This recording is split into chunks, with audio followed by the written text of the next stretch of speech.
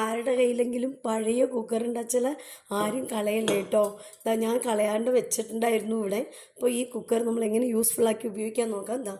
ഞാൻ ഒരു അടുപ്പിൽ ചായ തിളയ്ക്കാൻ വെച്ചിട്ടുണ്ട്. ഈ ചായ നമ്മൾ ചൂടാക്കി കുടിക്കുന്നതിനേക്കാൾ നല്ലത്, ഇപ്പോൾ എല്ലാവരും ഒരേ സമയത്ത് കുടിക്കില്ലല്ലോ, ഈ ചായ ആറാണ്ടിയും ഇരിക്കും. നമുക്ക് ഫ്ലാസ്കിൽ ഒഴിച്ച് വെച്ചാൽ ആ ടേസ്റ്റ് പിടിക്കില്ല. അപ്പോൾ ഇങ്ങനെ കുക്കറിൽ ഇതുപോലൊരു പാത്രത്തിലാക്കി അടച്ചിട്ട് ഇങ്ങനെ അടച്ചു വെച്ചാൽ ഈ ചായ ഉണ്ടല്ലോ 4 മണിക്കൂർ ചൂട് നിൽക്കും കേട്ടോ. അപ്പോൾ എല്ലാവരും ഇത് ചെയ്ത് നോക്കണം, നല്ല ടിപ്പാണ്.